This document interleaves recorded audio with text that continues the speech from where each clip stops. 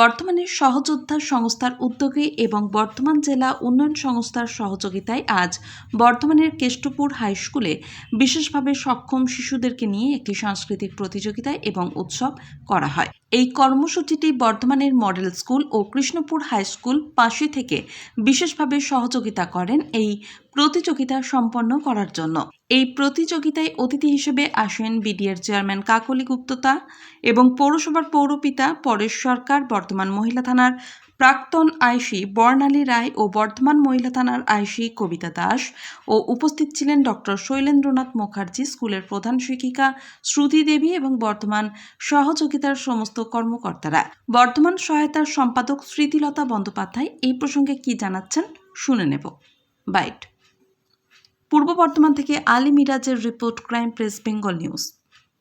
তাদের উদ্যোগে এই অনুষ্ঠান আজ বর্ধমান সহযোদ্ধার উদ্যোগে এই কর্মসূচি বর্ধমান উন্নয়ন পর্ষদ এবং তার সঙ্গে মডেল স্কুল এবং সেই সঙ্গে আছে আমাদের পাশে থেকে সব রকম ভাবে সহযোগিতা করেছে কৃষ্ণপুর উচ্চ বিদ্যালয়। আজকের কর্মসূচি হচ্ছে বিশেষভাবে সক্ষম যে সমস্ত শিশুরা আছে তাদের নিয়ে একটা বলা যায় উৎসব এবং প্রতিযোগিতা দুটোই চলছে এখানে। এখানে সকাল 11টা থেকে আমাদের প্রতিযোগিতাগুলো শুরু হয়েছে এবং আমাদের এখন অনুষ্ঠান আছে। অনুষ্ঠানের পরে এখানে দ্বীপ্রাহরিক ভোজন, তারপরে আমাদের শেষ হবে কর্মসূচি।